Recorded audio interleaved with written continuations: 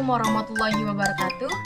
Halo teman-teman semua, perkenalkan saya perwakilan dari kelompok 7. Di sini saya bersama rekan saya yang akan saya perkenalkan kepada teman-teman semua, yaitu Royan Zamzam Rahmawati, dan kami akan membahas tentang bentuk karangan deskripsi dalam mata kuliah Bahasa Indonesia kelas ini.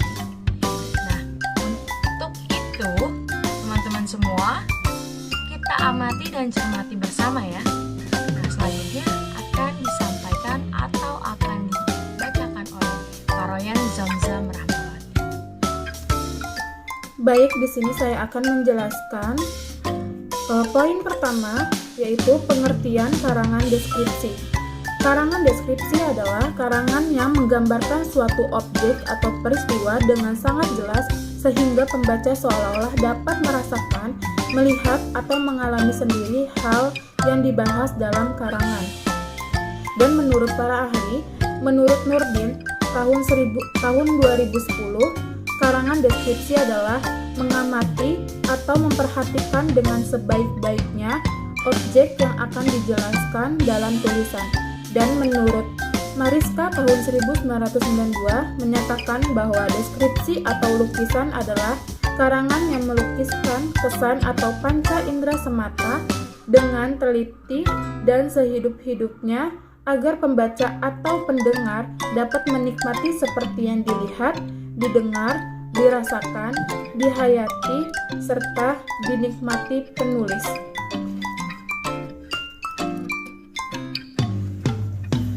Baik, poin yang kedua, di sini ada ciri-ciri karangan deskripsi. Karangan deskripsi memiliki ciri-ciri khas seperti di bawah ini.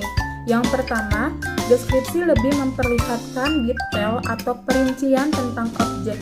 Yang kedua, deskripsi bersifat memberi pengaruh sensitivitas dan membentuk imajinasi pembaca. Dan yang ketiga, deskripsi disampaikan dengan gaya yang memikat dan dengan pilihan kata yang menggugah.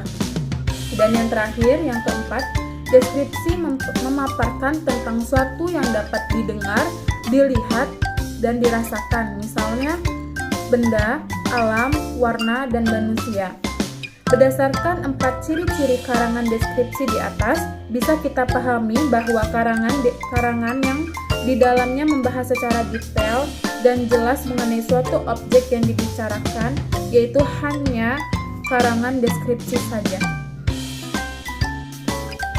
Baik, di sini poin selanjutnya ada jenis karangan deskripsi. Yang pertama ada pendekatan realitis. Dalam penulisan dengan memakai pendekatan realitis ini, penulis dituntut untuk memotret hal atau benda seobjektif mungkin sesuai dengan keadaan yang dilihatnya. Penulis harus dapat merekam dengan baik seperti kamera yang sedang mengamati sebuah objek. Setelah objek direkam dengan baik, selanjutnya penulis wajib memaparkan hasil rekamannya secara orisinil tanpa ada hal yang dikurangi atau dilebihkan. Penulis wajib mengingat sudut demi sudut objek yang sudah direkamnya dalam ingatan. Selanjutnya di sini ada pendekatan impresionis. Tulisan dengan memakai pendekatan ini berusaha menggambarkan sesuatu secara objektif. Maksudnya agar setiap penulis bebas dalam memberi pandangan atau interpretasi terhadap bagian-bagian yang dilihat, dirasakan, dan dinikmatinya. Berbeda dengan jenis pendekatan realitis, pendekatan impresionis membebaskan bersikap subjektif dalam menggambarkan sebuah objek yang dilihatnya ke dalam sebuah tulisan. Penulis boleh tidak jujur dan berimajinasi sesuai keinginannya pada saat menggambarkan sebuah objek yang diingin ditulisnya. Hampir sama dengan narasi, deskripsi impresionis bertumpu pada khayalan penulis untuk menghidupkan imajinasi pembaca. Baik, selanjutnya akan dibacakan oleh teman saya, yaitu Hikayatul Hauliyah. Baiklah, selanjutnya langkah-langkah menulis karangan deskripsi. Untuk membuat suatu karangan deskripsi yang baik, tentulah memiliki langkah-langkah yang harus kita ikuti.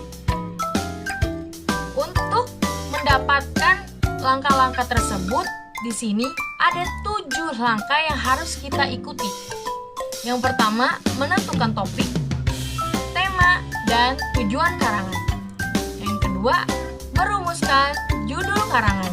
Yang ketiga, menyusun karangan. Keempat, mengumpulkan bahan atau data. Yang kelima, mengembangkan karangan-karangan. Yang keenam, membuat cara mengakhiri atau menyimpulkan tulisan.